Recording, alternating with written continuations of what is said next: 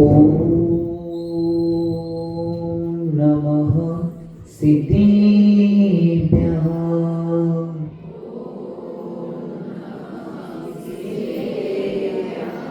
ओम नमः सिद्धेभ्यः।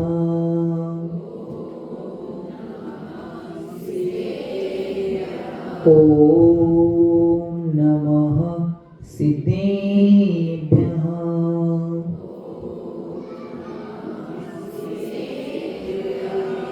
मंगलम भगवान वीरो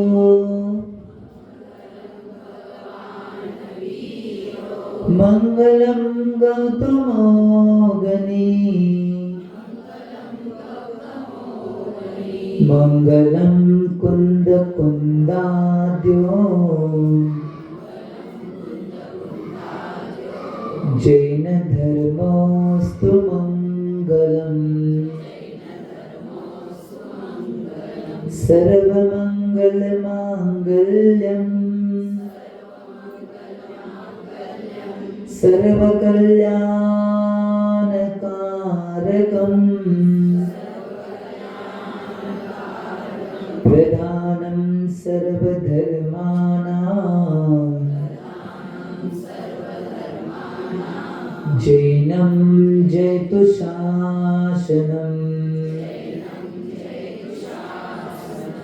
वन्दे शान्ति सागरम् वन्दे विद्यासागरम्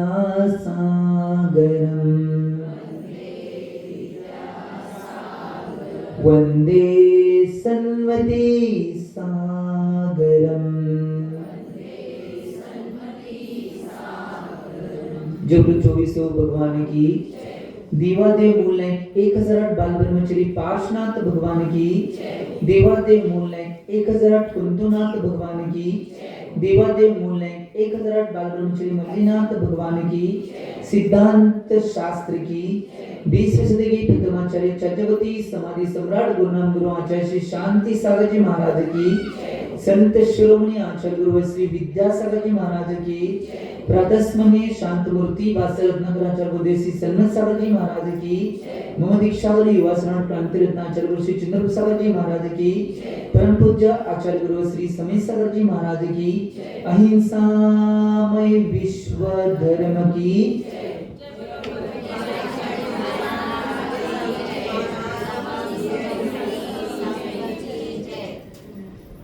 भव्य जी आज सन्मती वात्सल्य पावन वर्षायोगमध्ये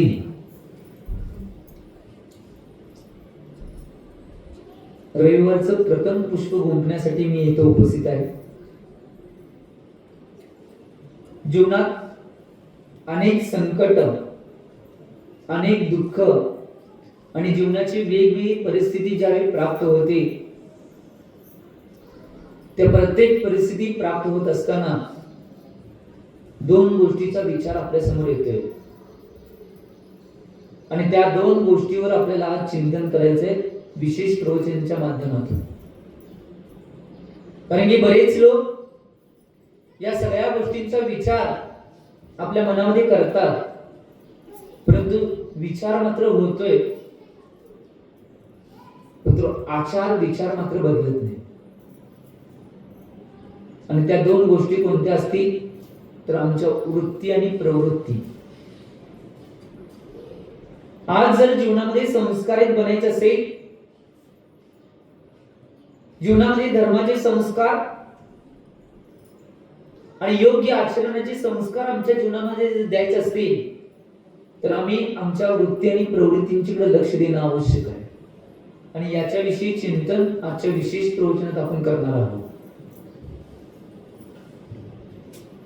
आचार्य भगवान वीरसेन स्वामीजी धवलाजी या ग्रंथामध्ये एक सूत्र देतात जितक्या व्यक्ती तितक्या प्रवृत्ती आणि जितक्या प्रवृत्ती तितक्या संस्कृती। आम्ही या गोष्टीमध्ये चिंतन करणं आवश्यक आहे, कारण की प्रत्येक व्यक्तीची प्रवृत्ती वेगळी आहे, वृत्ती वेगळी आहे आणि त्यानुसार प्रत्येकाच्या वेगवेगळ्या संस्कृती निर्माण होत चाललेल्या आहे. आज समाजाची मूळ गरज काय असेल तर ते आम्ही प्रवृत्ती आणि वृत्तींना बदलून आमच्या जीवनामध्ये जे विकार आहेत त्या विकारांना दूर करून आमच्या जीवनाला एक आदर्श पथावर नेण्याचा पुरुषार्थ जीवनामध्ये करणं आवश्यक आहे. हीच योग्य दिशा आहे. आम्ही म्हणतो नसता की महाराज तुम्ही म्हणाले म्हणून आम्हाला मोक्षाला खरोखर जायचंय, आम्हाला मोक्ष मिळवायचा आहे, आम्हाला सुख मिळवायचं आहे, आम्हाला जीवनात चांगलं काहीतरी बनायचंय, चांगल्या धर्माच्या गोष्टी धर्माच्या क्रिया करायच्या आहेत. परंतु एवढं सगळं म्हणतोय महाराज तुमच्या सान्निध्यात असल्यावर इथनं आम्ही गेट मधनं बाहेर गेलो की आमची प्रवृत्ती आणि वृत्ती म्हणला बघा बदलली. जीवनामध्ये एक गोष्ट लक्षात घ्या, जोपर्यंत तुमच्या वृत्ती आणि प्रवृत्तीनं स्थिर करणार नाही तोपर्यंत तुमच्या जवळपासून विकार दूर होणार नाही, आणि जोपर्यंत विकार दूर होणार नाही तोपर्यंत आमच्या जवळ संस्कारांची निर्मिती कधी होणार नाही. आज जीवनामध्ये या गोष्टीवर आम्ही चिंतन आणि मनन करणं आवश्यक आहे. मी एक उदाहरणापासून सुरुवात करत आहे. आचार्य सन्मत साधू महाराज कायम सांगायचे वृत्ती आणि प्रवृत्ती या का महत्वाच्या आहेत. आमच्या जर अंतरंगामध्ये वेगवेगळ्या प्रवृत्ती असतील किंवा वृत्ती असतील तर त्याच्यातनं कधी सुख शांती समाधानाची निर्मिती मात्र होणार नाही. ज्यावेळी त्या वृत्ती आणि प्रवृत्तींना स्थिर करून आमच्या जीवनामध्ये धर्माचे संस्कार ज्यावेळी प्रवेश करणार आहे त्यावेळी मात्र आदर्श वृत्तीची मात्र निर्मिती किंवा प्रवृत्तीची निर्मिती मात्र होणार आहे. आज समाजामध्ये जे सगळे विषय प्रलंबित आहेत, ज्याच्यामुळे समाजामध्ये वादविवाद, ज्याच्यामुळे परिवारामध्ये वादविवाद आणि ज्याच्यामुळे धर्मामध्ये सुद्धा वादविवाद निर्माण होत आहेत, त्याचं मूळ कारण काय असेल तर आमच्या अंतरंगात निर्माण होणाऱ्या वृत्ती आणि प्रवृत्ती त्या फक्त कुरूपात असतील, त्याच प्रवृत्तींचा विचार चालू आहे.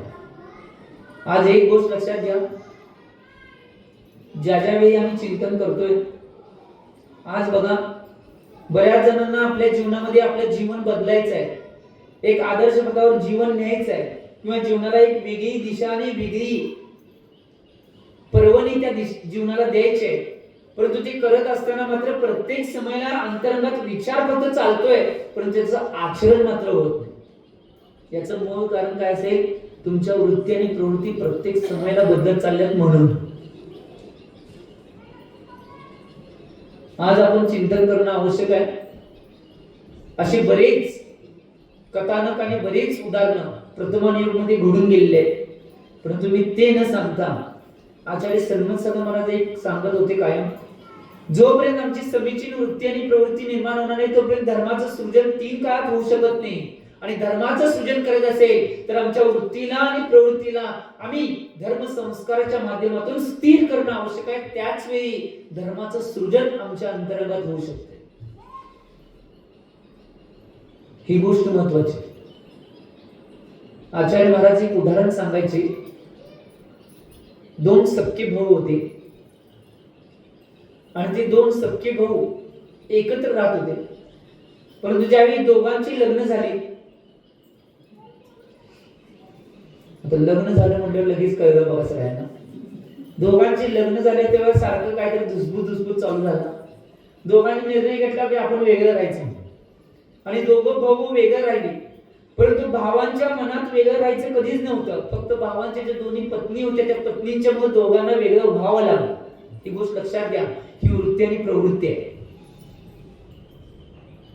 परंतु भावांची वृत्ती आणि प्रवृत्ती होती की आम्ही जरी वेगळं राहिलो तरी आम्ही दोघं सुद्धा एकच आहे. ही वृत्ती आणि प्रवृत्ती त्या भावांची होती. त्यांच्या पत्नींची वृत्ती आणि प्रवृत्ती मात्र काय होती, आणि थोड्या दिवसानं त्यांचं सगळं इकडचा भाऊ इकडं, तिकडचा भाऊ तिकडं, त्यांच्या सगळ्या क्रिया व्यवस्थित चालू लागल्या. परंतु काय झालं माहिती का, त्यातला जो मोठा भाऊ होता त्या मोठ्या भावाला शिखरजीला जायचं होतं, सम्यक शिखरजी दर्शन करण्यासाठी जायचं होतं. आता मोठा भाऊ मनामध्ये विचार करतोय, सगळं जे शेतामधलं पीक आहे ते काढून ठेवले, रास केल्या, परंतु त्याची अजून मळणी केली नाही, आणि या टाइमला आता कसं जाऊ शकतोय असं तो पत्नीला म्हणतोय. पण पत्नी म्हणजे मी तिकीट बुक केले आणि पैसे सगळं भरले. आता नाईलाज होता, तो विचार करतोय आपल्या भावाला एका शब्दानं बोलून बघावं की माझ्या राशीची किंवा माझ्या पिकाचं सुद्धा रक्षण तू करतोस का म्हणून. तो जातोय, तो आपल्या बंधुराजाकडे जातोय, जो छोटा भाऊ होता त्याकडे जातोय मोठा भाऊ, आणि तो म्हणतोय की हे बघ की माझ्या बायकोनं शिखरजीची तिकीट काढली आणि मला शिखरजीला जायचं आहे, आणि माझे रास मात्र शेतामध्ये मी करून ठेवल्या, आणि त्याला राशीला राखण्याचं काम तू करतोस का. त्यावेळी तो भाऊ छोटा भाऊ म्हणते, दादा हे काही सांगण्याची गोष्ट आहे किंवा विचारण्याची गोष्ट आहे, तू नुसता निरोप देऊन जरी गेला असतास की अशाशी माझी रास आहे, त्या रासाची देखभाल तू करायची आहे, तुम्ही काय सांगितलं नसतं तरी मी त्याची देखभाल केली असते, कारण की आपण दोघं म्हणला म्हणून बरं. नाहीतर आजकालची परिस्थिती हम दो हमारे एक माँ बाप तो फेक दो, ही परिस्थिती आहे आता. परंतु त्या भावानं सगळं स्वीकारलं, आणि ज्यावेळी तो मोठा भाऊ शिखरजीला निघून गेला, शिखरजीला निघून गेल्यानंतर एक दिवस त्या राशीचं रक्षण करण्यासाठी ज्यावेळी तो भाऊ शेतामध्ये गेला होता, त्यावेळी शेतामध्ये गेल्यानंतर तो त्या भावाच्या राशीजवळ जाऊन तो उभारतोय बारका भाऊ रक्षण करण्यासाठी. आणि त्यावेळी त्याच्या मनामध्ये विचार आणि मंथन चालू होते की तो म्हणतोय की बघ, मनामध्ये त्याच्या स्वतःच्या मनामध्ये तो विचार करलाय आणि स्वतःला प्रश्न करलाय, आणि तो म्हणतोय की माझ्या भावानं मोठ्या भावानं एवढं आपल्या परिवारासाठी कष्ट घेतले, सगळं केले, आणि त्याच्या जीवनामध्ये फक्त त्याला मुलीच आहे, एवढं सगळं आहे, त्या मुलींचं शिक्षण, त्याचं घर, सगळं काही त्याकडे बघितलं नाही. तो आपल्या घरासाठी एवढं झटला, म्हणून तो काय करतो माहिती काय, आपल्या राशीतली एक 4 पोती भावाच्या राशीत आणून टाकतोय. भावाच्या राशीत आणून टाकल्यानंतर तो रास परत आणि हाई तशी लावून ठेवतोय, कारण की भावाला कळायला नको, कारण की भाऊ स्वीकारणार नाही, म्हणून तो राशीला व्यवस्थित सजवून ठेवतोय. पण तो 4 पोती आपल्या राशीत ते भावाच्या मोठ्या भावाच्या राशीत त्याने टाकली होती, आणि तो देखभाल करतोय. 3-4 5-6 दिवस निघून जातात. 5-6 दिवस झाल्यानंतर रोज त्या राशीचं रक्षण करण्यासाठी तो आपल्या राशीजवळ कधी उभारला नाही. तो बारका भाऊ प्रत्येक वेळी मोठ्या भावाच्या राशीजवळ उभारत होता, आणि तिथनं रक्षण तो सगळ्यांचं करणार. माझ्या राशीतले इकडे तिकडे गेले तर जाऊन दे, परंतु माझ्या दादाच्या राशीतले एक धान सुद्धा इकडे तिकडे जाता कामा नये, त्याची भावना होती. म्हणून तो दादाच्या राशीजवळ राहून त्या राशीचं रक्षण करण्याचा प्रयत्न करतो. 10 दिवस निघून गेले आणि मोठा भाऊ शिखरजीसनं परत आला. परत आल्यानंतर ज्यावेळी तो आला आणि बारक्या भावाला जाऊन भेटतोय आणि सांगतोय, माझं शिखरजी दर्शन चांगलं झालं आणि ते तुझ्यामुळे झालं असं सांगितलं. तर ठीक आहे म्हणतोय दादा, ठीक आहे म्हणतोय. आणि त्यावेळी काय होते माहिती का, योगायोगानं अचानक ज्या दिवशी दादा आलाय त्याच्या संध्याकाळच्या दिवशी अशी घटना, हा बारका भाऊ होता की नाही, त्या बारका भाऊच्या बारका भावाच्या बायकोचा जो भाऊ होता तो अचानक कशामुळे तर मरण पावतोय, आणि बारक्या भावाला तिकडे जायचं होतं. ते येतोय मोठ्या दादाजवळ की असं असं झालंय आणि माझ्या राशीची देखभाल थोडं तुम्ही करावी, आणि मी तिकडे जाणार आहे, 2-3 दिवसात येतोय. ठीक आहे, सांगण्याची काही आवश्यकता नाही. जरी सांगितलं नसतात, तू निघून गेला असता तरी मी रोज जोपर्यंत आहे तोपर्यंत राशीची देखभाल केली असते. आणि ज्यावेळी हा निघून गेल्यानंतर आता हा मोठा भाऊ काय करलाय माहिती काय, हा त्या बारक्या भावाच्या राशीपाशी उभा राहून त्याची देखभाल करला. आणि हो काय विचार करतोय, बघा मी एवढं सगळं घर चालवत असताना, घरामध्ये सगळ्या क्रिया निर्णय घेत असताना कधीही बारक्या भावानं मला विरोध केला नाही, आणि बिचाराला 2 मुलंच आहेत. तो जगा संसार चालवत असताना सगळा खर्च कसा चालवत असेल असा विचार करतोय. आणि काय करतोय, आपल्या राशीतली 4 पोती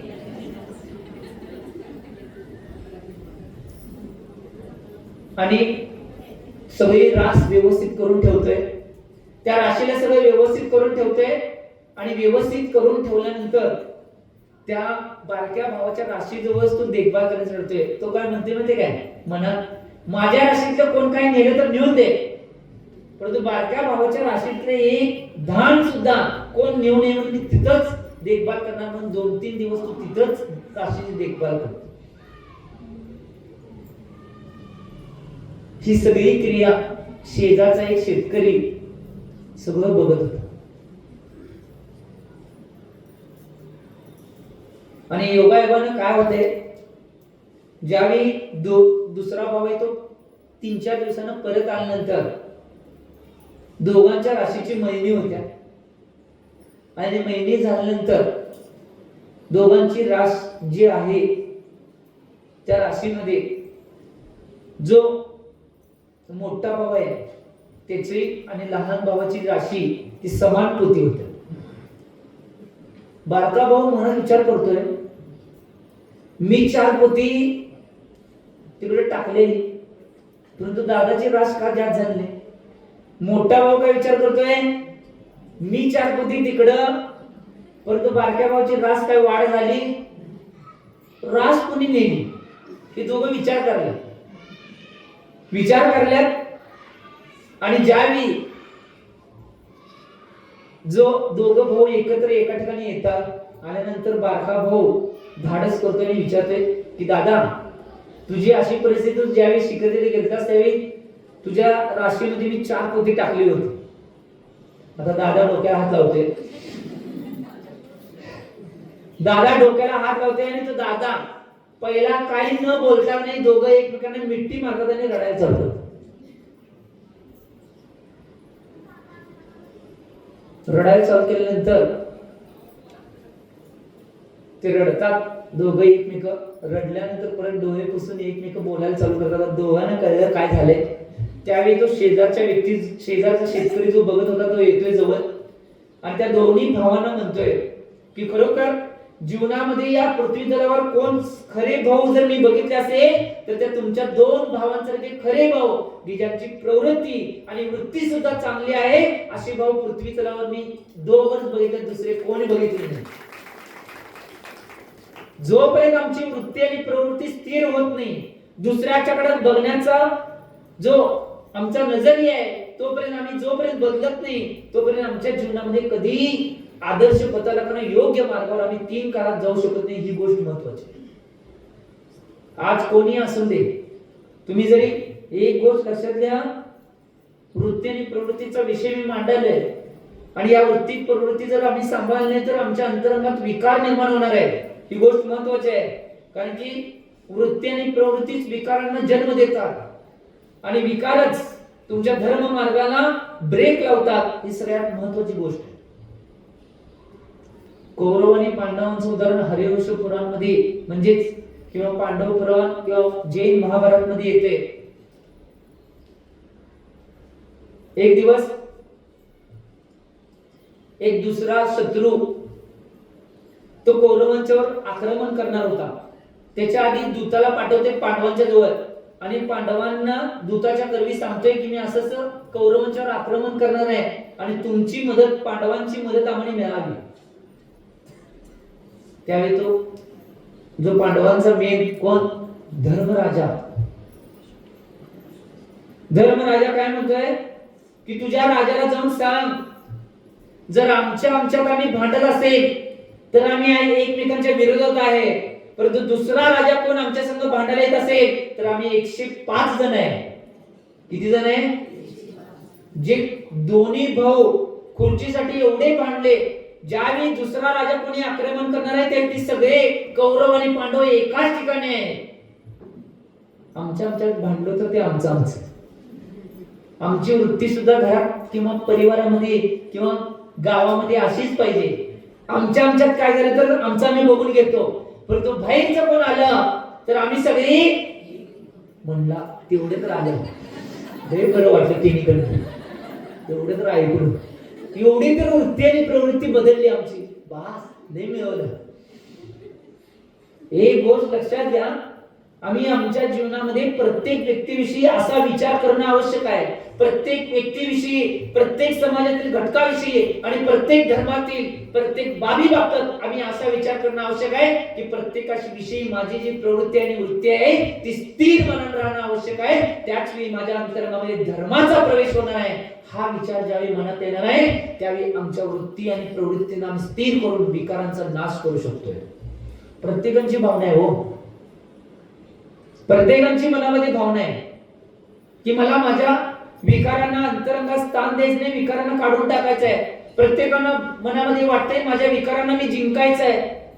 पण तुम्ही कायमस्वरूपी सांगतोय बघा, आचार्य सन्मत सागर महाराज कायम म्हणायचे,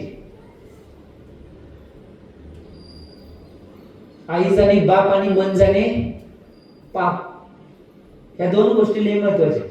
तुमच्या अंतर्गत विकार काय येतात हे तुम्हालाच माहिती. हे उदाहरण का सांगितले मी?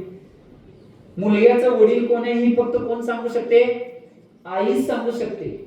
तसं आमच्या अंतरंगात पाप काय हे फक्त आम्हीच सांगू शकतो, दुसरं कोण सांगू शकतोय? तुम्हाला आता मी योग्य मार्ग द्यायलाय. धर्म संस्काराचा आणि धर्माला जीवनामध्ये जागृत करण्यासाठी योग्य मार्ग कोणता असेल तर तोच आहे आमच्या प्रवृत्ती आणि वृत्तींना आम्ही स्थिर करून विकारांना दूर करण्याचा प्रयत्न जीवनामध्ये केला तर धर्म मार्गामध्ये आमचा प्रवेश निश्चित आहे. ही गोष्ट लक्षात ठेवा. आचार्य भगवान विद्यासागर महाराज काय दोहा शतक आणि स्तुती शतक मध्ये म्हणतात,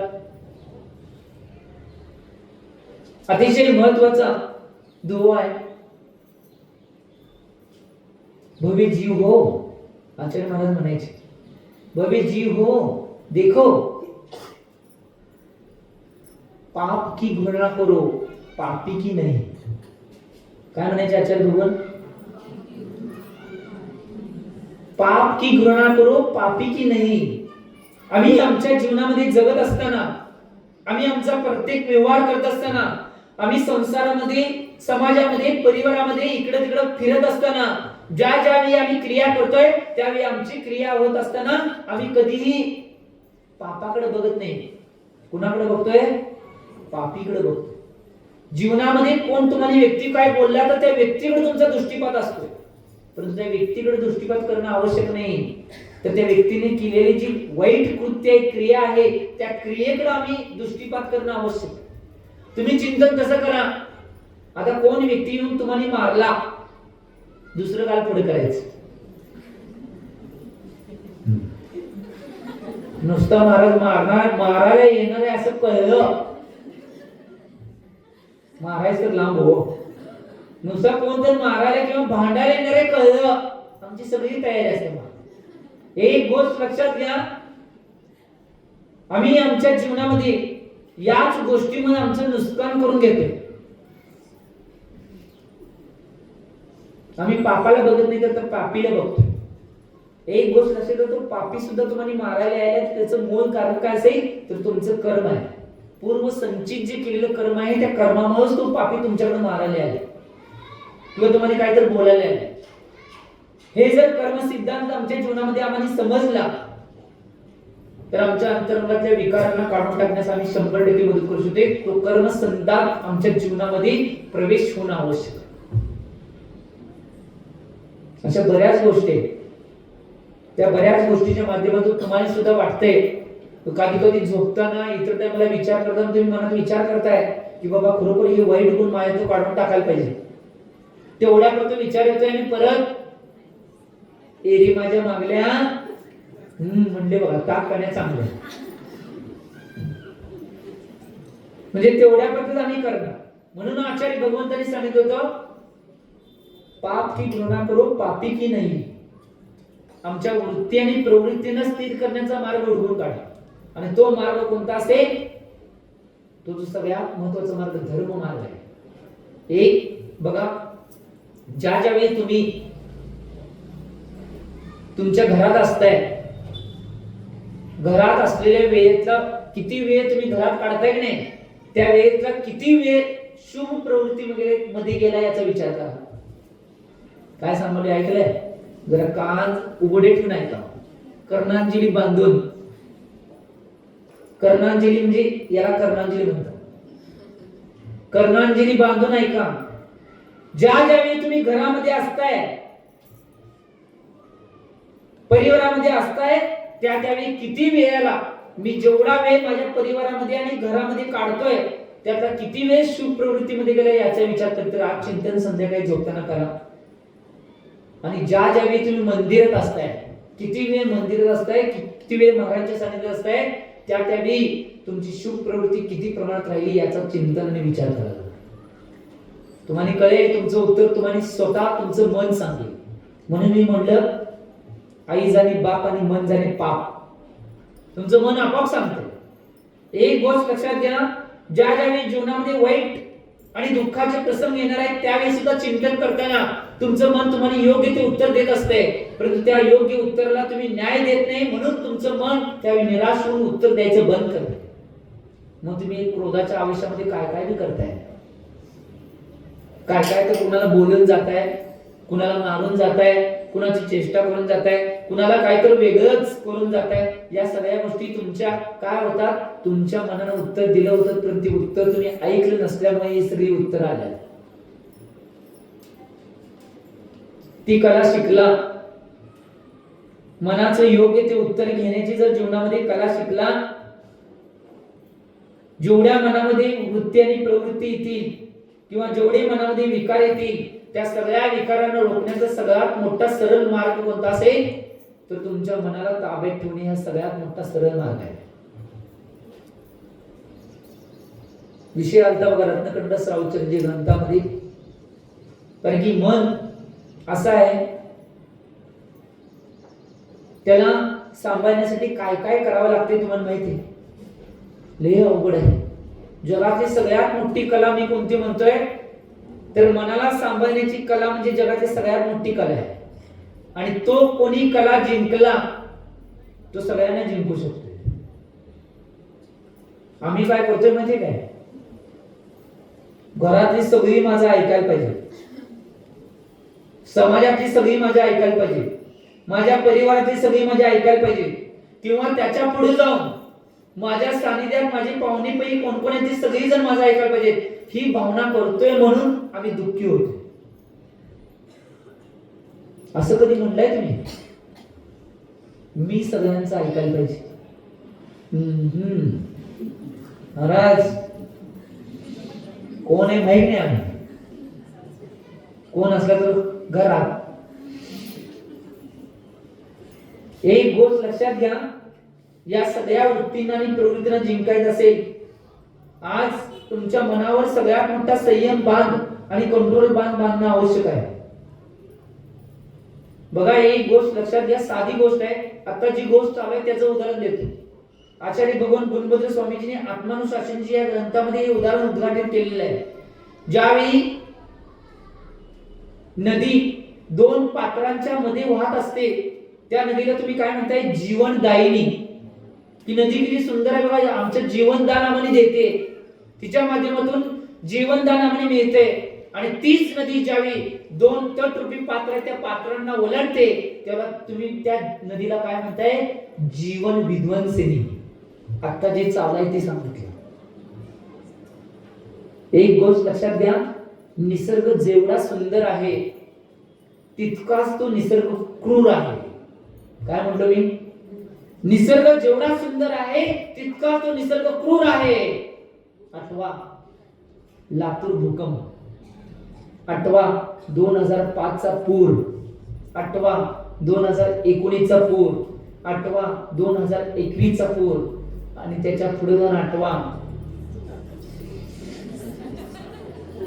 2024 चा पूर, त्याच्यामध्ये आठवा. कोरोना निसर्गामुळे आला नाही, निसर्गाचा विषय चालू आहे. कोरोना माणसांच्या मुळे आलाय. आम्ही चिंतन करणं आवश्यक आहे. जसं निसर्ग आम्हाला सांगतोय, आम्ही आमच्या जीवनामध्ये आमची जी नियमांची चाकोरी आहे ती चाकोरी जोपर्यंत चाकोरीत राहणार आहे तोपर्यंत तुम्ही सगळ्यांसाठी चांगलं आहे. आणि ज्यावेळी ती आमची नियमांची चाकोरी ती आम्ही सोडणार आहे त्यावेळी सगळ्यांशी तुम्ही घातक आहात. ही गोष्ट लक्षात घ्या. मी मला सुद्धा म्हणाले आणि तुम्हाला सुद्धा म्हणाले.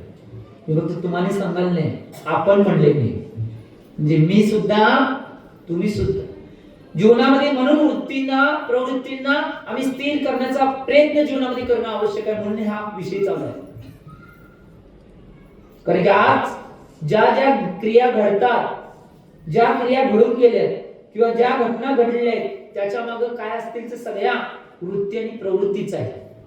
आमच्या संघामध्ये एक महाराज जी होते, त्यांची संलग्न झाली कोथळी या गावामध्ये. पूज्य मुनिश्री मोती सागरजी महाराज ते कायम एक वाक्य म्हणायचे, मी कुठे लिहून ठेवलं नाही वाक्य, इथे लिहिले. मी कुणाचे वाक्य कधी लिहून ठेवत नाही, ते इथे लिहून ठेवते. ती लिहिलेले वाक्य कधी विसरत नाही. केव्हा पाहिजे तेव्हा बरोबर दळताना आठवते.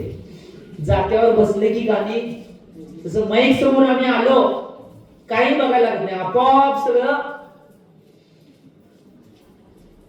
मोती सागर महाराज कायम म्हणायचे, पूज्य मोती सागर महाराज अतिशय उत्कृष्ट चिंतक असे साधक होऊन गेले ते मोती सागर. पूज्य मुनिश्री महाबत सागर महाराजांचे पूर्वासनीचे चिरंजीव, आणि ते सुद्धा त्यांचे चिरंजीव सुद्धा पूज्य मुनिश्री मोती सागर बनून त्यांनी संलेखना उत्कृष्ट कोथळीमध्ये साधली गेली. ते कायम म्हणायचे, रणभूमि में युद्ध बाद में होता है, रणभूमि में युद्ध बाद में होता है, पहले युद्ध मनभूमि में होता है. अतिशय सुंदर वाक्य आहे की रणभूमी जे आहे त्या रणभूमीमध्ये जे युद्ध होते की नाही ते नंतर होते, परंतु ते युद्ध पहिला कुठे होते, मनभूमीमध्ये होते.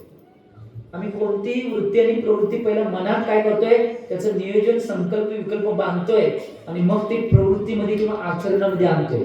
ते विकार रूप असेल किंवा धर्म आचरण रूप व्यवस्थित असेल, या दोन्ही गोष्टी आहेत. कुणा संग तर भांडायचंय तुम्हाला, आदल्या दिवशी त्याची सगळी तयारी तुम्ही मनात केलेली असते, असं करणार तसं करणार, हे बोलणार ते बोलणार, ती सगळी तयारी करून घेतात. आणि मग प्लॅनिंग केलेलं असते तसं बोलायला चालू करताय, मग परत आठवत जाते आपण काय काय सगळं. यालाच म्हणतात रणभूमि में युद्ध बाद में होता है, पहिले युद्ध मनभूमि में होता है. ही गोष्ट सुट्टी महत्वाची आहे. आम्ही आमच्या जीवनामध्ये एक या सगळ्या गोष्टींकडे दृष्टिपात करणं आवश्यक आहे, आणि जोपर्यंत करणार नाही तोपर्यंत 3 काळामध्ये आमच्या जीवनामध्ये धर्माचा प्रवेश होऊ शकणार नाही. एक उदाहरण सांगतो. आचार्य सन्मत महाराज कायम सांगायचे की मनाची अवस्था आणि मनाचे संकल्प विकल्प कशा प्रकारे तयार होतात, आणि मनाची प्रवृत्ती आणि वृत्ती कशी प्रकारे प्रत्येक समयाला बदलत असते, याचं चिंतन तुमच्या समोर मी प्रस्तुत करल्या उदाहरण रूपामध्ये. आचार्य सन्मत महाराज कायम हे उदाहरण सांगायचे. एक गोष्ट लक्षात घ्या, आम्ही जसा विकल्प करतोय, आम्ही जसं चिंतन करतोय, समजा कोणत्या व्यक्तीविषयी तुम्ही चिंतन करत असाल तर त्या व्यक्तीच्या मनात सुद्धा तुमच्याविषयी तुम्ही जसं चिंतन केलंय तसं चिंतन त्यांच्या व्यक्तीच्या मनामध्ये निर्माण होणार आहे. मुनिश्री विदेश सागर महाराज कोण आहे, त्यांनी एक संकल्पना मांडली आहे समाजामध्ये, भाव संक्रमण विधी. तुम्ही कधी ऐकला असेल, कुठे शिकला नाही अजून थोडा, कारण तुमच्या गावात शिबिर झालं नाही. जिथे जिथे शिबिर झाले त्यांना माहिती आहे, कारण की या सगळ्या गावात मी शिकवण्याचं काम केले. भाव संक्रमण विधी आचार्य भगवान वीरसेन स्वामीचे. मी फक्त त्या शास्त्रामध्ये मला वाचायला मिळाल्यानंतर मी सुद्धा बरेच जण काय काय करले, आपण बी काय तर करणं आवश्यक मी केले. भाव संक्रमण विधी हे भावांचं संक्रमण, याचा अर्थ काय, आचार्य भगवान वीरसेन स्वामीजींनी धवलाजी ग्रंथामध्ये याचं उद्घाटन केलेलं आहे. याचं मूळ कारण काय आहे, प्रवृत्ती आणि वृत्तींचा विषय चालू म्हणून सांगालोय. समजा तुम्ही कुठल्या व्यक्तीविषयी, आता समजा मी आहे इथं पुढे का मंडपामध्ये ओंकारजी शास्त्री आहेत सांगण्याचे बसले, उदाहरण द्यावे. ओंकारजी शास्त्री बसले दुधगावचे पुढे माझ्या समोरच आहेत. समजा मी आहे, माझ्या मनामध्ये ओंकारजी शास्त्रींच्या विषयी चांगले भाव निर्माण झाले, लय चांगले भाव निर्माण करले. त्यावेळी त्यांच्या मनात तिथं त्यांनी कुठं असतील, तिथं सांगली सर्व्हिसला असू दे, दुधगावला असू दे, सांगनेरला असू दे, सुधा सारांच्या जवळ कुठे बी असू दे, त्यांच्या मनात सुद्धा माझ्या विषयी चांगले चांगले भाव तिथं मनात यायला चालू होतं. ते का घडतंय, यालाच भाव संक्रमण म्हणतात. आचार्य भगवंतांनी ग्रंथात उदाहरण काय दिले, आईचं आणि मुलगीचं उदाहरण दिले. मुलगी पुण्यात आहे, आई किनीत आहे. पुण्यात आणि किनीत, बरोबर यमक जुळले. मुलगी पुण्यात आहे, आई किनीत आहे समजा. त्यावेळी आईची एवढी भावळा वाचलेली, एवढं दयाभाव करुणाभाव एवढी मनामध्ये आली की ती मुलगीविषयी आई चिंतन करल्या, माझी मुलगी कशी असेल, तिचं काय चालू आहे, कसं चालू आहे, एवढी भावनापूर्वक एका ठिकाणी स्थिर बसून आई विचार करल्या. त्याच वेळी काय होते म्हणजे तिथं मुलगीला उचकिला आणि मुलगी काय म्हणते, बहुतेक आईनं आठवण काढली वाटतं. याला भाव संकलन म्हणतात. काय होते ना ते, त्या भाव संकलन विधी म्हणजे काय हे सांगतो. पहिला, कोण्या व्यक्तीनं कुठल्या व्यक्तीविषयी कुठली भावना केली, ज्यावेळी ती अंतरंगपूर्वक मन वचन कायची एकाग्रता करून ती व्यक्ती भावना करत असते, त्यावेळी त्यांच्यातले थोडे आत्मपरमाणू बाहेर पडतात आणि ज्यांच्याविषयी भावना करल्या त्यांच्या आत्मपरमाणूंना टच होतात. त्याला भाव संकलन म्हणतात. ज्यावेळी आई भावना करत असते मुलगीविषयी, त्यावेळी आईचे आत्मप्रमाण बाहेर पडतात आणि मुलगीच्या आत्मप्रमाणात टच करतात, त्यावेळी मुलीला उचकीला. त्याला भाव संकलन म्हणतात. जर अशा वाईट प्रवृत्ती करायच्या सोडवायच्या असतील कुणाच्या, इथं बसून तुम्ही 21 दिवसाची भाव संकलन विधी केला तर अंतरंगातलं, आता समजा तुमचा मुलगा आहे आणि त्याला व्यसन कुठलं तर आहे, नसू नये, समजा आहे, नसू नये कुणाला व्यसन, कुणालाच व्यसन, कोण व्यसनी बनू नये, कोण दुःखी बनू नये, सगळे सुखी बनावेत आणि सगळे संस्कारित बनावे. परंतु उदाहरण सांगावे, समजा कुणाचा तर मुलगा व्यसनी आहे, त्यांनी जर 21 दिवस अशी भावना केली, भाव संकलन विधी केली, त्या भाव संकलन विधी वेगवेगळे स्टेप आहे, त्याची विधी आहे, त्या विधीनुसार ते करत गेले आणि शेवटला 108 वेळा शांत स्तब्ध बसून माझ्या मुलग्याचं व्यसन सुटून दे, सुटून दे, सुटून दे, 108 वेळा भावना करायची. असे 21 दिवस जर केलं तर 21 दिवसांनी तुमच्या समोर रिझल्ट येतोय की त्यानं ते व्यसन सोडले म्हणून. याला भाव संकलन विधी म्हणतात. आज का सांगावे, वृत्ती आणि प्रवृत्तींना जर तिथंच थांबवायचं असेल तर तुम्ही या विधीचा अवलंब जीवनामध्ये केला तर या सगळ्या वृत्ती प्रवृत्तींना तुम्ही स्थिर ठेवू शकता आणि विकारापासून सगळ्यांना दूर करू शकता. कारण की वृत्ती प्रवृत्तीचा ज्यावेळी उद्रेक होतोय त्यावेळी विकारांची निर्मिती होते आणि ज्यावेळी विकारांचा उद्रेक होणार आहे त्यावेळी तुमच्या जवळ धर्म 3 काळामध्ये राहू शकणार नाही, ही गोष्ट लक्षात घ्या. म्हणून आमच्या जीवनामध्ये जर आम्हाला धर्म करायचा असेल, धर्माचा मार्ग जर पकडायचा असेल तर आम्ही या गोष्टीकडे लक्ष देणं आवश्यक. मी उदाहरण सांगत होतो आचार्य सन्मत महाराजांचं. गाडी जरी बाजूला गेली तर आम्ही परत स्टॉपवर येत्या, काय घेऊ नका. आचार्य महाराजांचं एक उदाहरण सांगत होतो, कशा वृत्ती प्रवृत्ती असतात हे उदाहरण सांगवले. एक आजी एका गावामध्ये होती आणि त्या आजीला कुठल्या तर कार्यक्रमानिमित्त एका गावाला जायचं होतं आणि तेव्हा काय गाडी घोडा असलं काय नव्हतं, सोडा चालत जायचे. आजीने सगळं आपलं काय काय सामान घ्यायचं ते एवढे चुमडं बांधलं. पहिला बॅग तर कुठल्याच टाकलीच, बॅग असा अडकवा तसा अडकवा, हे करा म्हणजे सांगाले हो काय नव्हतं, एका कापडात बांधायचं आणि डोक्यावर किंवा खांद्यावर कुठं घेऊन जायचं अशी सिस्टीम होती तेव्हा. आता सगळं लय टाका निघले. तर त्या प्रवृत्तीकडे त्या वृत्तीकडे जायला नको, आपली वृत्ती चालू आहे तिकडे बघा. तर त्या आजीने सगळं सामान बांधलं आणि सामान बांधल्यानंतर ज्यावेळी त्या आजी निघणार आहे, ते सामान बांधले आणि डोक्यावर घेऊन निघणार आहे, त्यावेळी तिच्या आजीची एक बारकी नात होती चिमुकली, ती नात रडायला चालू केली, मी बी येणार, मी बी येणार. आता तुम्हाला माहिती मुलं मुली असेच असतात, काय झालं तर लगेच चालू, आम्ही पाठिंबा लागणार, सगळं चालूच असते त्यांचं. आणि बरोबर असल्यामुळे ती रडायला चालू करतात मुलं की गप त्यांना करायला लागते, स्वीकारायला लागते, होय म्हणायला लागते. तुम्हाला माहिती आहे सगळं, कारण की संसार मी केले, कोण केले, तुम्ही केलाय, तुम्हाला सगळं माहिती आहे. त्या सगळ्या गोष्टी कशा असतात, काय काय असतात. आणि मुलं बरोबर लय हुशार हो. आता सगळ्या मुलांचा सगळ्या गावात मी अभ्यास करतोय की नाही, एक एक प्रवृत्ती सगळ्या मुलांच्या वृत्ती आणि प्रवृत्ती मला लय PhD आहे माझी. सगळ्या गावात जातोय की नाही, मुले इतकी हुशार, बरोबर त्यांनी पॉइंट बाजारात गेल्यावर बरोबर काय वस्तू पाहिजे की नाही ती पाहिजे म्हणून रडायला चालू केली. तुम्ही बाजारात सगळ्या माणसं तर रडायला कशाला गप देवा म्हणताय, गप देताय. ती मुलाने आधी सगळं प्लॅनिंग केलं असेल, तुम्ही तुमचे बाय कारण की मी काय म्हणते आताची मुलं आहेत ते अपडेट मॉडेल आहे. ते तुम्हाला तुमची जी टेक्नॉलॉजी तिथे बंद पडते आणि त्यांची टेक्नॉलॉजी तिथं चालू आहे. ही गोष्ट लक्षात घ्या. बरोबर असं असते. म्हणून मी आता संस्काराच्या क्लासमध्ये शिकवते 4 महिन्यामध्ये त्या मुलांना ते अशा कुठल्या गोष्टी करायच्या नाही. आई वडिलांच्या गोष्टी असा आग्रह करायचा नाही, हट्ट करायचा नाही, लाच घ्यायचं नाही. लाच म्हणजे काय? आईनं काय तर काम सांगितलं का नाही, दुकानात जरा हे घेऊन ये जा, 2 रुपये दिलेस तर घेऊन येतो बरं का येणार.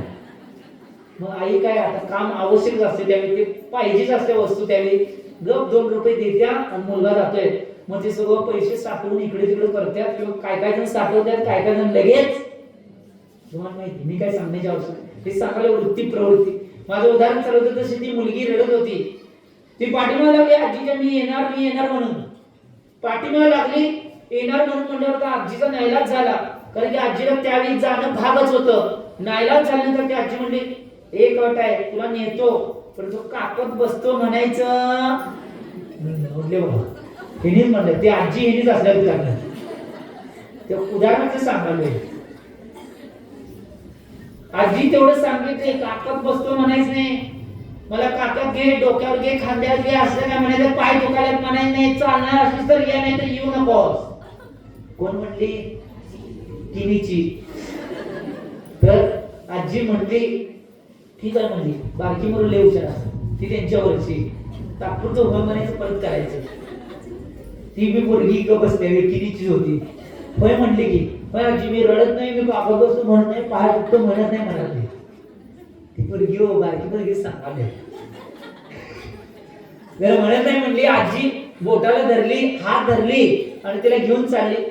आता डोक्यावर चुंबडे घेतले आजीने. काकत एक बॅग आहे, काय तर डबा होता, काय तर होता आणि सामान न्यायला पाहिजे की चालले होते.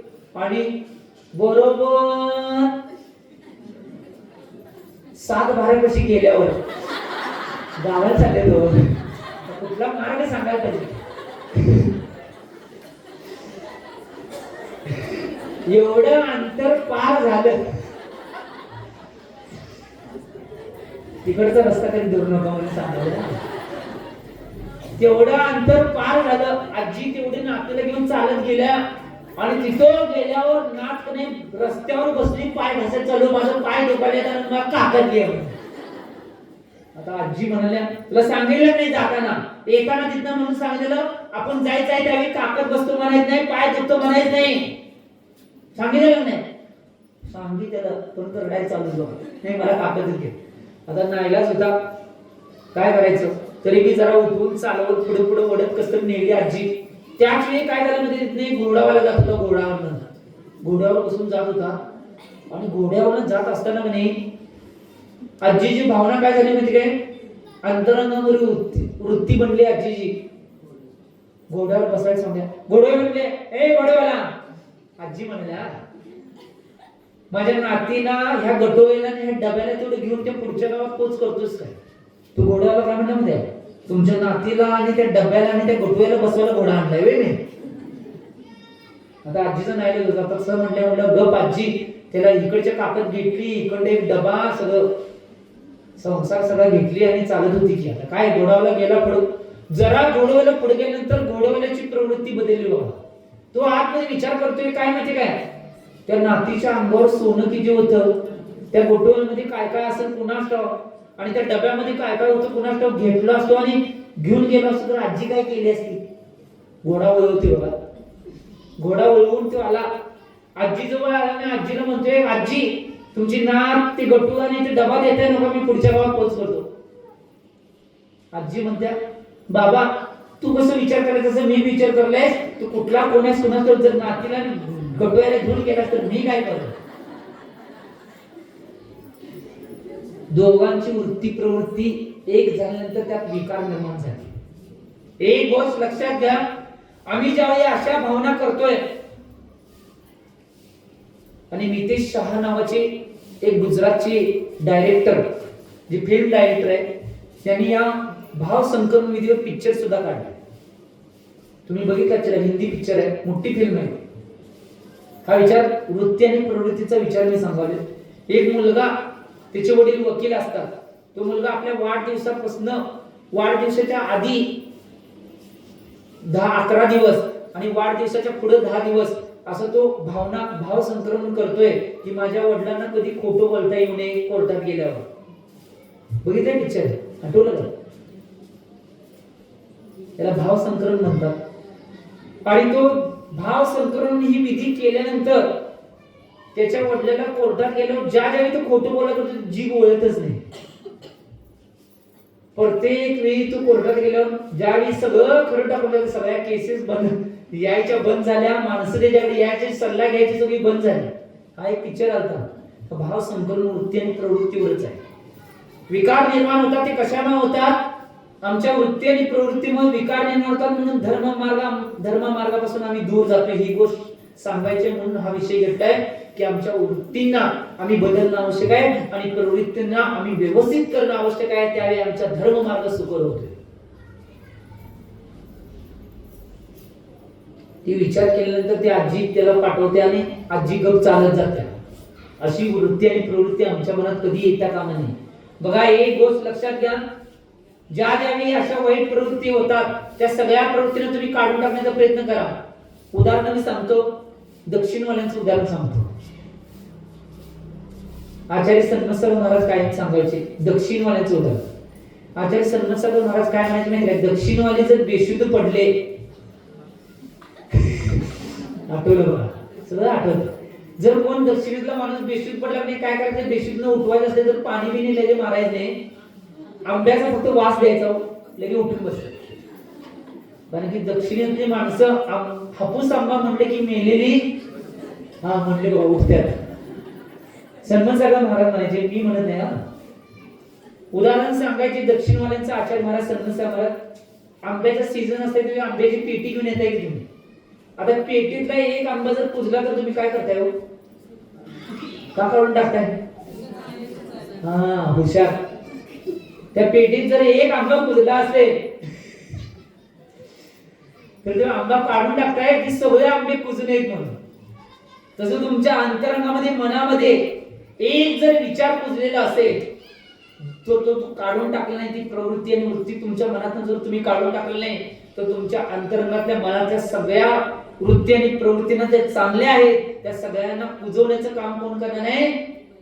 ती वृत्ती आणि प्रवृत्ती जी वाईट आहे ती गोष्ट महत्वाची आहे. आज आम्ही आमच्या जीवनामध्ये जीवन जगत असताना आमच्या अंतरंगातल्या ज्या वाईट प्रवृत्ती आणि वाईट वृत्ती आहेत त्या वृत्तींना आम्ही स्थान देत त्या वृत्तींना वाढवत बसलोय. म्हणून आमच्या जीवनामध्ये संघर्ष, आमच्या जीवनामध्ये विकार आणि आमच्या जीवनामध्ये नैराश्य आणि आमच्या जीवनामध्ये दुःख निर्माण होत आहे. जर या गोष्टींना काढायचं असेल तर आमच्या वृत्तींना आणि प्रवृत्तींना आम्ही स्थिर केलं तर आमच्या जीवनामध्ये दुःख, वैराग येईल. निश्चित रूपाने येईल. वै शब्द काढल्यानंतर तुम्हाला कळलं, या वृत्तींना प्रवृत्तींना जर वाईट प्रवृत्तींना काढून टाकला, वैराग्य यायला सुद्धा वेळ लागणार नाही.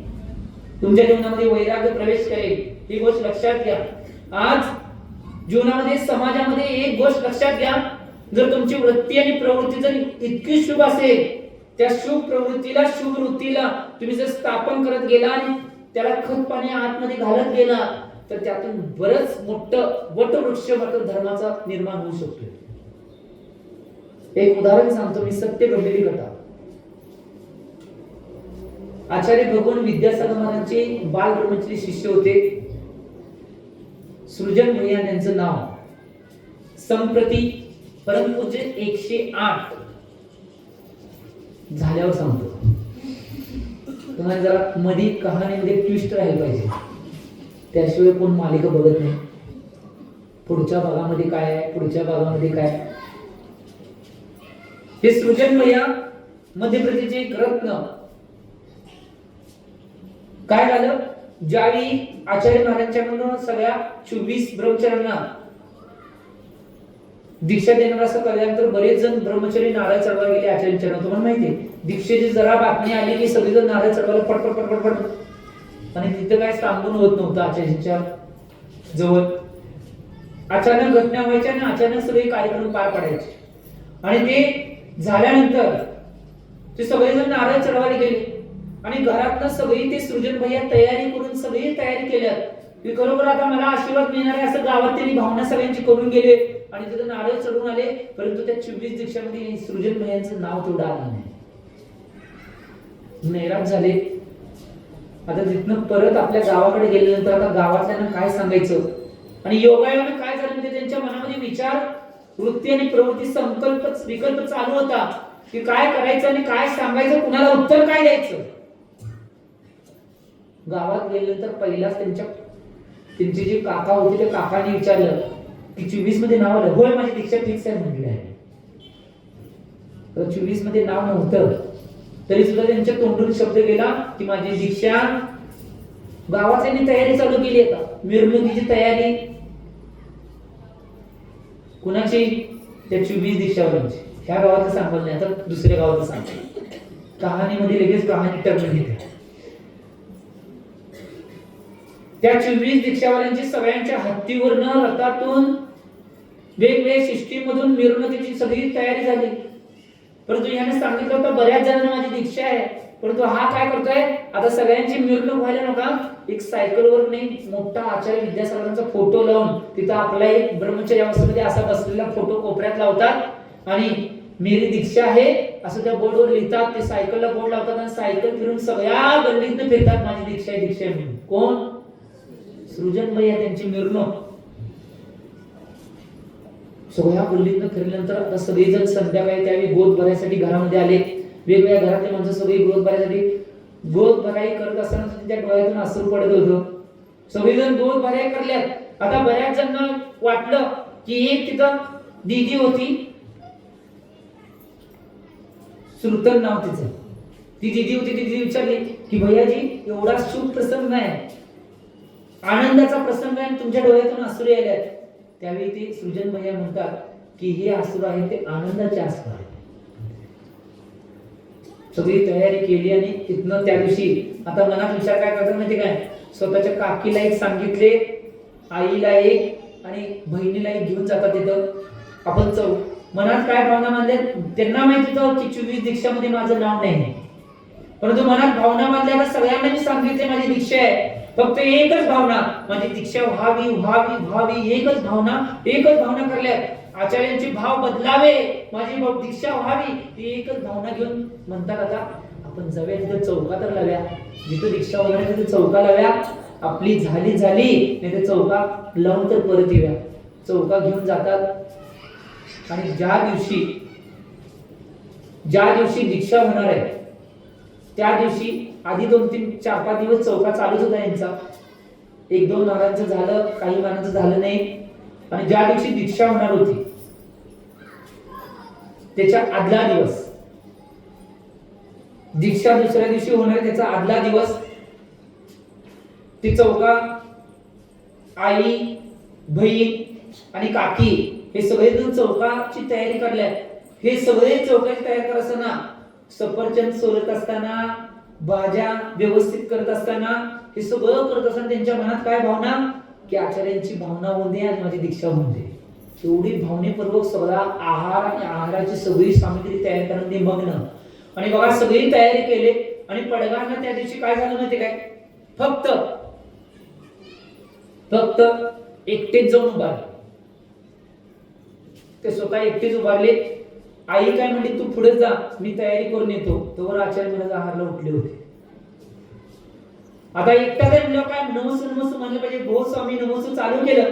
भो स्वामी नमस्तू, भो स्वामी नमस्तू, भो आचार्य भगवान नमस्तू हे चालू केले. सगळीजण जवळजवळ तुम्हाला माहिती चौकी किती असायची. सगळीजण चालू केले. परंतु आचार्य महाराज त्या सगळ्यांच्यातनं मार्ग काढत आले.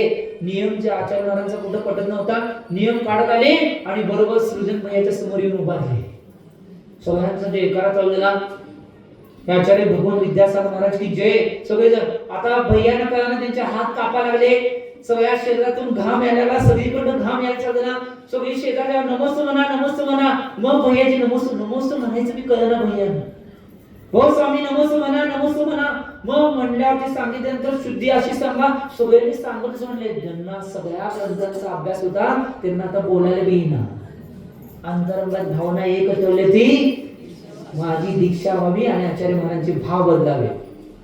सगळं गेले आत. अष्टक करताना सुद्धा तीच भावना, हात धुवायला पाणी घालल्या त्याच वेळी तीच भावना, दुसरे काय नाही. ज्यावेळी आहार चाललेला सगळं सगळं व्यवस्थित आहार द्यायला, आहार देत असताना प्रत्येक चम्मच घालत असताना तीच भावना. की आचार्यांचे भाव बदलावे आणि आचार्यांचे भाव बदलून माझी दीक्षा व्हावी. सगळं झालं, आहार व्यवस्थित विधीपूर्वक दिला आणि त्यावेळी आचार्यांनी उत्कृष्ट पद्धतीने आहार सुद्धा घेतला होता. आचार्य महाराज खाली बसले आणि खाली बसल्यानंतर ज्यावेळी त्यांची शुद्धी झाल्यानंतर तिथलाच एक गोळा घेतले त्यांनी चौक्यामधला आणि गोळा आचार्य महाराज उठले जाणार होते तर आचार्य महाराजांच्या चरणावर सृजन भैया पडले, तिथं गोळा चढवला आणि आचार्य महाराज म्हणले आचार्य महाराज दीक्षा. असं वर बघितले आणि आचार्य महाराज म्हणले दीक्षा. आचार्य महाराजांनी लगेच आशीर्वाद द्यायला म्हणले चलो तयारी करू. कारण की त्याच्या आदल्याच वेळी 1 तासापूर्वीच एका ब्रह्मचर्यांची ताप आल्यामुळे दीक्षा कॅन्सल झाली.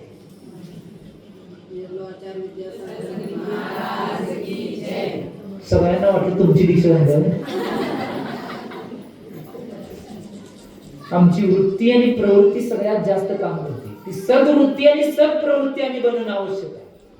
याचाच विषय माझा चालू आहे. तर जर विकारांना डिलीट करायचं असेल, विकारांना जर काढून टाकायचं असेल, दुःखाला आमच्या जीवनातून काढून टाकायचं असेल आणि नैराश्याला काढून टाकायचं असेल तर आमच्या सद्वृत्तीला जागृत करणं आवश्यक आहे आणि सत्प्रवृत्तीला आमच्या जीवनामध्ये स्थान देणं आवश्यक आहे. त्यावेळी आमच्या जीवनामध्ये धर्माचं सृजन मात्र लवकरात लवकर होणार आहे. ही गोष्ट लक्षात घ्या.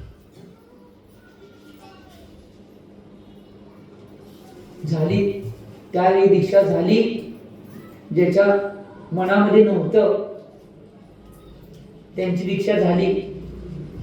काय म्हणलो मी सांगतो थांबा, अजून थोडं आहे रामायण. ज्यांच्या मनामध्ये नव्हतं दीक्षा झाली आणि ज्यांच्या होतं त्यांची मात्र झाली नाही. एक गोष्ट लक्षात घ्या, ज्यांच्या मनात नव्हतं असा प्रश्न होता ते आचार्य भगवान होते. ज्यांच्या मनात होतं त्यांच्या मनात नव्हतं. परंतु दोन्हीचं उत्तर काय झालं, सद्वृत्ती आणि सत्प्रवृत्तीमुळे दोन्हीचं उत्तर होतं असंच झालं. एक गोष्ट लक्षात घ्या, ज्यावेळी तुम्ही सत्प्रवृत्ती आणि सद्वृत्ती करणार आहे त्या सत्प्रवृत्तीतून सद्वृत्तीतून तुमच्या भावना ज्यावेळी विकसित होणार आहेत त्यावेळी तुम्ही कोणत्याही व्यक्तीची भावना, कोणत्याही समाजातील कोणत्याही व्यक्तीची भावना तुम्ही तुमच्या प्रवृत्तीने आणि तुमच्या वृत्तीने बदलू शकता. एवढी ताकद तुमच्या सद्वृत्ती आणि सत्प्रवृत्तीमध्ये. ही गोष्ट लक्षात घ्या. एक उदाहरण अनेक सांगतो की किती भावना महत्त्वाची असते. एक कर्माचा उदय आला तर त्या कर्माच्या उदयावर मात करण्यासाठी आमच्या जीवनामध्ये अंतरंगात सुंदर भावना असणं आवश्यक आहे. काय म्हणलो मी, सुंदर भावना आमच्या जीवनामध्ये असणं आवश्यक आहे आणि अत्यावश्यक आहे म्हणून सांगायला. आम्ही या गोष्टीकडे दृष्टिपात करणं आवश्यक आहे. एक गोष्ट लक्षात घ्या, एका नीतिकाराने एका ठिकाणी कविता सुंदर लिहिली आहे. विकारों का संसार बना हुआ है, विकारों का आकार बना हुआ है, विकारों की दीदार बना हुआ है, जिधर देखे उधर विकारों का ही विस्तार बना हुआ है. विकारों से बचने के लिए, विकारों से छूटने के लिए अपने को जाने, अपने को पहचाने, अपने में जम जाए, अपने में रम जाए और अपने में समा जाए. एक गोष्ट लक्षात घ्या, विकारांना जर दूर करायचं असेल, जोपर्यंत आमच्या अंतरंगाची प्रवृत्ती आमच्यामध्ये आम्ही समाहित होत नाही, आमच्या अंतरंगामध्ये आतमध्ये बघत नाही, तोपर्यंत 3 काळामध्ये आमच्या अंतरंगात बनलेली विकारांची दिवार, आमच्या अंतरंगात बनलेला विकारांचा महल आम्ही कधीही तोडून काढू शकत नाही. त्या महलाला जर तोडायचं असेल, विकारांच्या त्या दिवाराला जर तोडायचं असेल, त्या भिंतीला जर पार करायचं असेल तर आमच्या अंतरंगामध्ये आम्ही समाहित होणं आवश्यक आहे. त्याच वेळी त्या विकारांच्यावर आम्ही विजय प्राप्त करू शकतो. किती मोठी वाईट प्रवृत्ती असू दे, वाईट वृत्ती असू दे, आमच्या अंतरंगात जर आम्ही बघितलं. म्हणून प्रथमाचार्य शांतीसागर महाराज सांगून गेले की बाबांनो विचार करा, विचार करा, विचार करा, चिंतन करा, चिंतन करा, चिंतन करा, चिंतन करा. 1 तास नाही जमलं तर अर्धा तास करा, अर्धा तास नाही जमलं तर 20 मिनिटं करा, 20 मिनिटं नाही जमलं तर 10 मिनिटं करा, 10 मिनिटं नाही जमलं तर 5 मिनिटं करा. तरी महाराज 55 साली सांगून गेले, तरी आम्ही ऐकायला तयार नाही म्हणते बघा.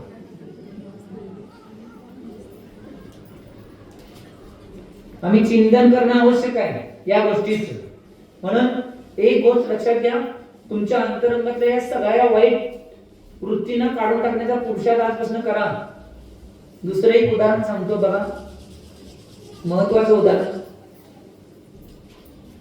जीवनामध्ये कशा प्रवृत्ती आणि वृत्ती बनतात आणि त्यातून संस्कृती कशी जन्म घेते याचं उत्कृष्ट उदाहरण सांगतो. आचार्य सन्मत महाराज कायम सांगायचे,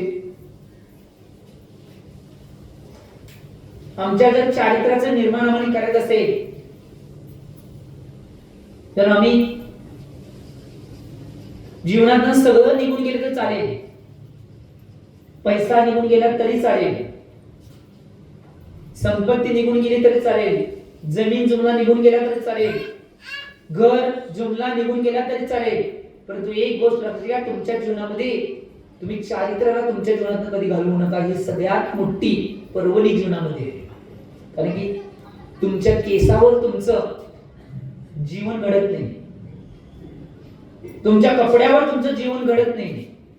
त्याच्या पुढे जाऊन तुमच्या सोने चांदी दागिने नाणे पैसा संपत्ती वैभवावर तुमचं जीवन घडत नाही, तर तुमच्या आचरणावर आणि चारित्र्यावर तुमचं जीवन घडणार आहे. ही गोष्ट सगळ्यात महत्त्वाची.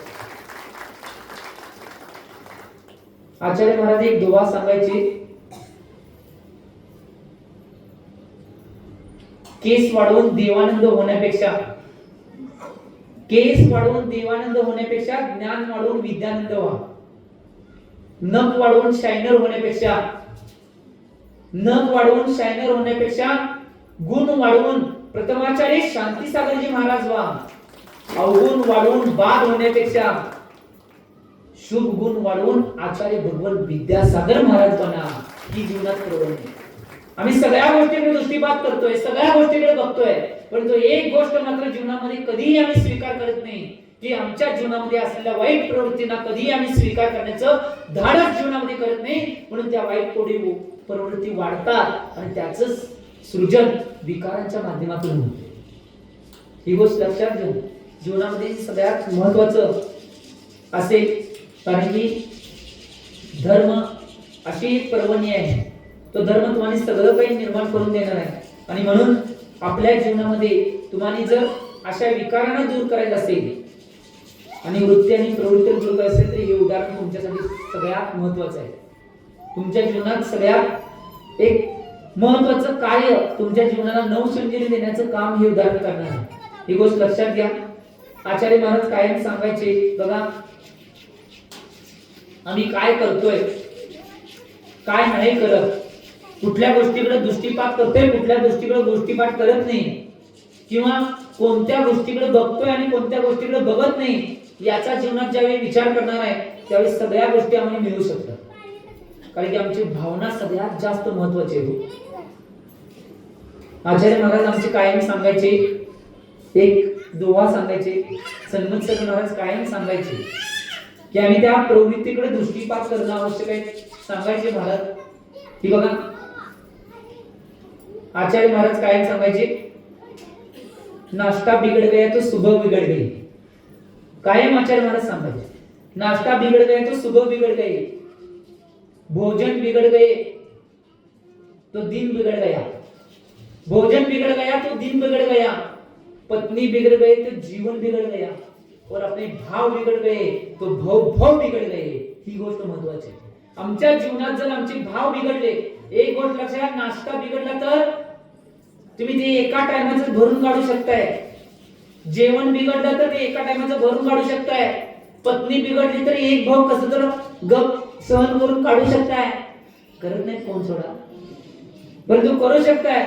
परंतु तुमच्या अंतरंगातले जर भाव बिघडत होते तर एक भाव नाही तर बरेच भाव आमचे वाया जाणार. ही गोष्ट मात्र लक्षात ठेवा.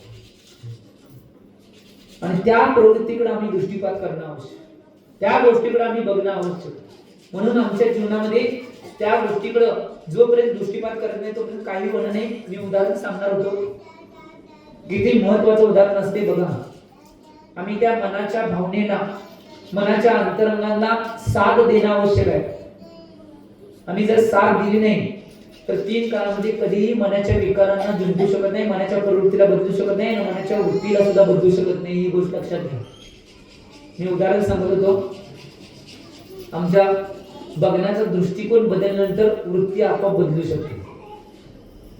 बऱ्याच जणांना हे उदाहरण माहिती सुद्धा आहे. तर म्हणले की ताक वळते. एक उदाहरण आचार्य महाराज कायम सांगायचे आणि त्याच्या माध्यमातून दुसरं उदाहरण चाललं जातं. एका गावामध्ये मनाची प्रवृत्ती आणि वृत्ती बदलायची असेल तर कसं होते बघा. पहिल्या दृष्टी बदलली तर चांगलं असते, नाहीतर नाही बदलली तर काय होते बघा. समजा तुमची भावना चांगली आहे, कुणा व्यक्तीसंग तुमचं भांडण झालं, कुठल्या व्यक्तीसंग तुमचं भांडण झालं, भावना चांगली आहे, आता भाव चांगले आहेत, सगळे चांगले आहेत, परंतु ती व्यक्ती पुढे दिसल्यावर काय होते,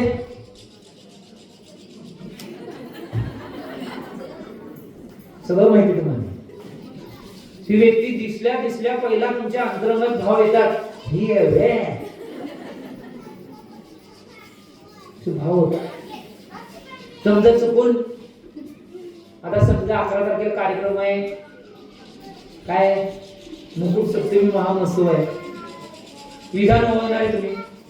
आता समजा विधानला सकाळी लवकर येऊन नारळ धरून ठेवला, 5 ला येऊन नारळ ठेवून गेला, तिथून तुमची जागा आहे तिथं 5 ला येऊन नारळ ठेवून गेला, माझी जागा इथे आहे म्हणून नारळ ठेवून गेला, बसला. भावना जे चांगले आहे, भगवंतांचं मग कळलं मी असं ओवाळणार तसं ओवाळणार, एवढी भावना चांगली आहे, मी आज एकासन करणार, हे सगळे भाव चांगले होते. ते भावनापूर्वक द्रव्य सुद्धा उत्कृष्ट द्रव घेऊन तिथे येत आहे आणि बसताय. बसला, आता भावना चांगले कवा महाराज चालू करतात कोणास ठाऊक, ही भावना तर आहे म्हणा, परंतु आज तर भाव चांगले आहेत की असं मी मुकुट सप्तमी होणार, निर्वाण लाडू चढवणार आहे, ही भावना आहे. त्याच वेळी काय करते, पलीकडे तुमच्या शेजारी नारळ ठेवलं नाही, जिच्या संग भांडण झाले तिथंच होता, ती आली आणि तिथं बसल्यावर ही आहे मनाकडे का मनाची एक ताकद नाही सोडा, उगाच मनाचं सगळं डोंगर बांधतो उगाच ही आहे वे. मग चालू मगाच्यानं चांगले भाव होते ते सगळे तुम्हीच म्हणता म्हणून गेले. आता चालू झालं ती बघण्यासाठी सगळं क्रिया तुमच्या चालू झाल्या. तुमच्या हातात जर पाटल्या असेल, पाटल्या दाखवण्यासाठी बघून बोलायचं, तिचं सांगावलं ना शेजारचं, तिला सगळं दाखवण्यासाठी चालू झालं बघ. मगाच्यानं चांगले भाव होते ते भाव सगळे कुठे गेले. म्हणून दृष्टीमध्ये निर्मलता जर नसेल तर मनाची वृत्ती आणि प्रवृत्ती निश्चित रूपाने निर्मळ राहू शकणार नाही. आणि ज्यावेळी दृष्टीमध्ये निर्मलता येणार त्या मनाची प्रवृत्ती आणि वृत्ती मात्र निर्मळ बनणार आहे, ही गोष्ट लक्षात घ्या. हे उदाहरण सांगत होतो म्हणून उदाहरण सांगितलं, तर त्याचं मेन उदाहरण सांगतोय. म्हणून मी सांगितलं पहिला दृष्टी बी बदला.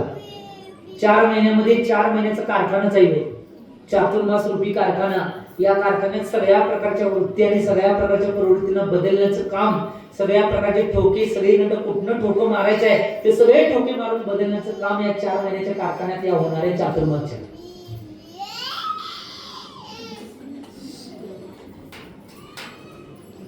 एक उदाहरण आचार्य महाराज सांगायचे काय. एक गावामध्ये एक शेतकरी होता आणि तो शेतकरी लहानपणापासून एक घोड्याचं पिल्लू त्याने सांभाळलं होतं. मुलाप्रमाणे त्या घोड्याच्या पिल्लूला सांभाळलं होतं.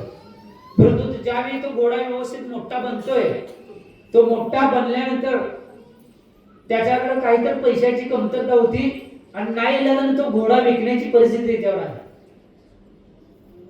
परंतु शेतकरी किनीचा होता ना, प्रामाणिक.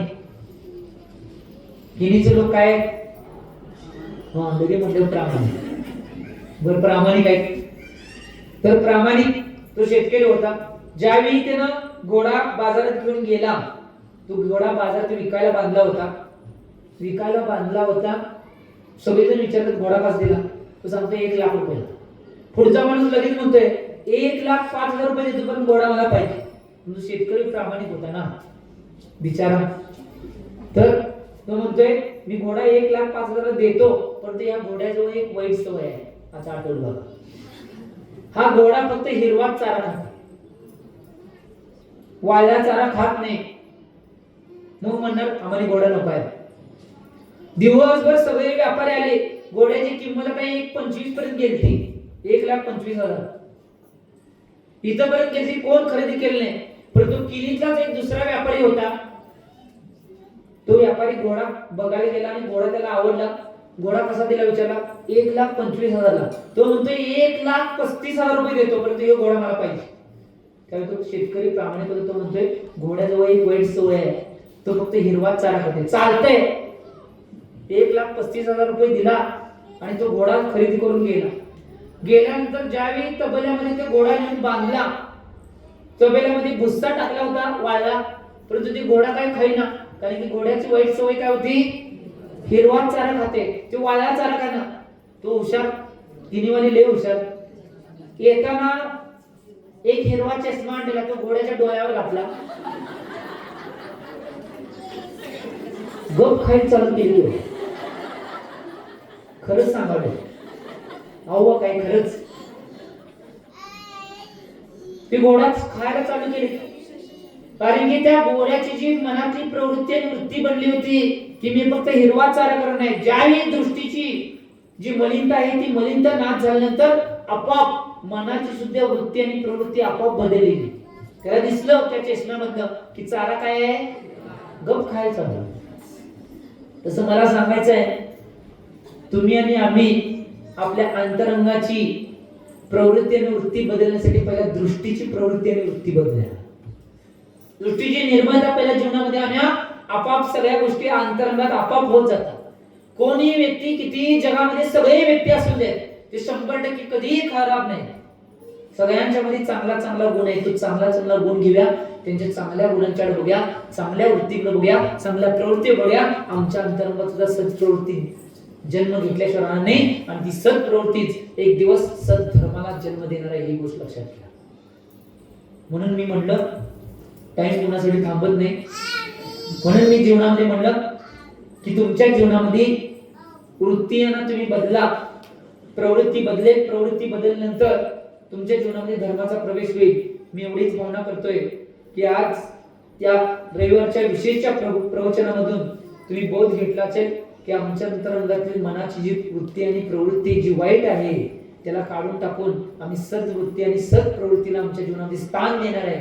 त्याच वेळी आमच्या जीवनामध्ये धर्माचा प्रवेश होईल. मी एवढीच भावना भगवंतांच्या चरणी करतो की हे मूल नाईक पार्श्वनाथ भगवान, या पार्श्वनाथ भगवंतांच्या चरणी 11 तारखेची भावना आत्ताच करतो की जेवढे जेवढे जेवढे श्रोतेगण आहेत जे आपल्या कानानं हे विशेष प्रवचन ऐकले, त्यांच्या अंतरंगातली जी वृत्ती वाईट आणि प्रवृत्ती वाईट, त्या प्रवृत्तीचं वाईट प्रवृत्तीचं आणि वाईट वृत्तीचं रूपांतर सत्प्रवृत्ती आणि सद्वृत्तीमध्ये होवे एवढी भावना मूल नाईक पार्श्वनाथांच्या चरणी करतो. आणि माझ्या जाता एवढीच भाव करतो, मानव जीवन मिला है बेस्ट उसे मत जाने दो वेस्ट. मानव जीवन मिला है बेस्ट उसे मत जाने दो वेस्ट. पाप को दो रेस्ट अपने आप की कर लो टेस्ट. पाप को दो रेस्ट अपने आप की कर लो टेस्ट. तभी हम सबको मिलेगा मोक्ष का एवरेस्ट. तभी हम सबको मिलेगा मोक्ष का एवरेस्ट. जय बोलो आचार्य भगवान श्री सन्मत सागर जी महाराज की जय.